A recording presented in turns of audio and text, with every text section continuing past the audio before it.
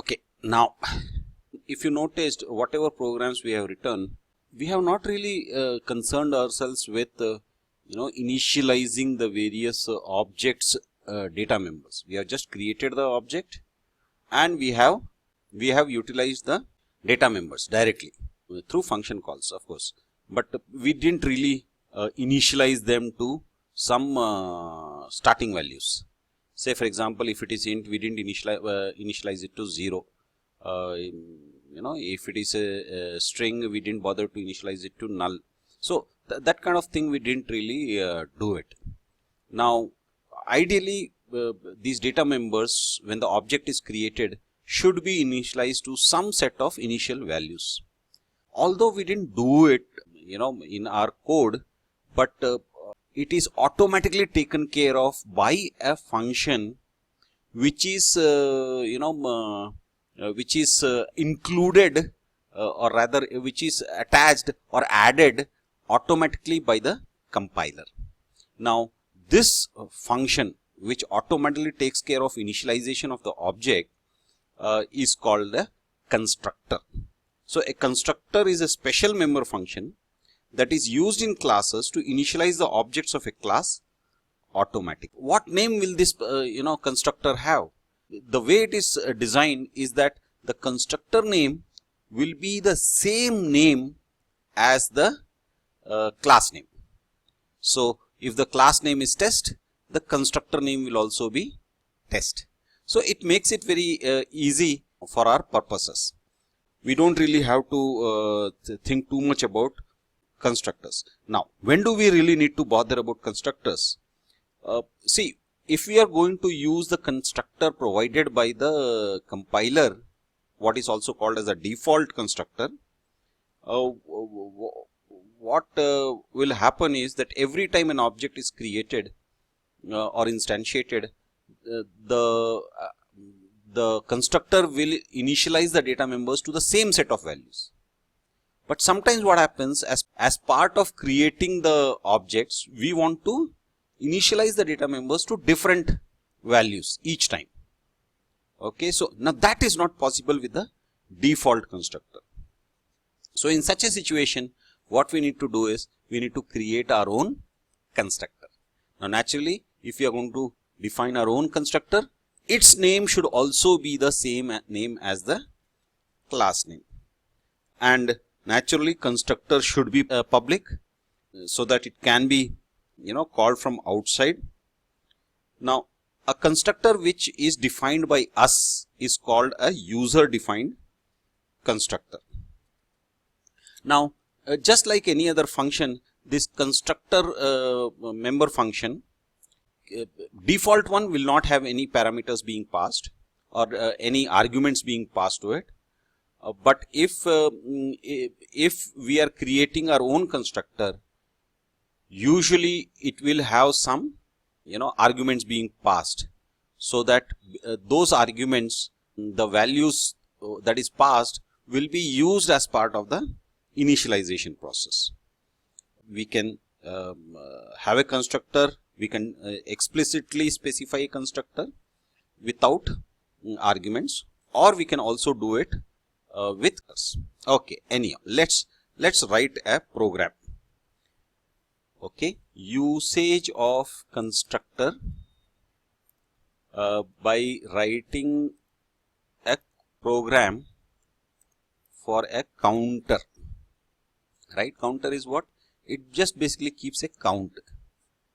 Okay, so hash include iostream.h hash include conio.h class counter, right? So this is our class. Now this will have a private attribute in which we are going to keep the count, and we will have a public section which will have the constructor. Now this, what will be the name of this constructor? It will be counter, right? Remember, this is the default constructor. Okay, so now what will there be? It will be a equal to 0, initializing it to 0. Okay, The second function is void increment the counter, right? Increment the counter, and again this will do what? It will just increment. Increment means what? Adding 1 to it. Increase its value by 1. So A, we can say A is equal to A plus 1. What we can also do is there is a short form for it. We can say plus plus. I am sure you have already seen this in for loops. Okay, so A plus plus. Next is what? We want to get it so that we can display it. So int, remember A is int, so it will be returned get count. Okay, so what will this do? This will just return A. So that completes our class specification. Now the main.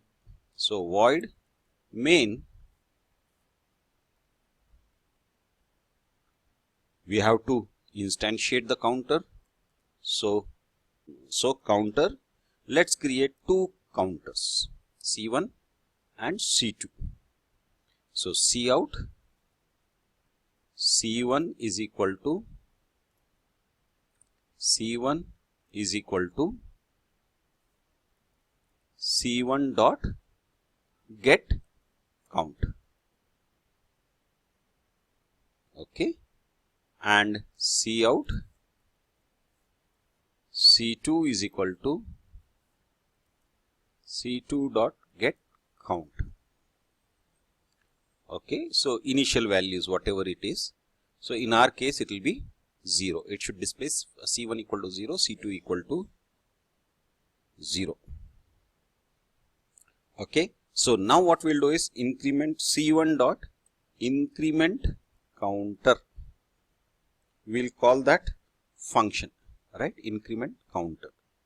Similarly, C2 dot increment counter C2. Now this will call twice, so that they both have to display different values. So C1 in C1 object, the counter should contain what? It should contain 1, and in case of C2 object it should be 2. So now let's display this. Now since it's the same as this, let's copy paste it. Okay, edit, copy.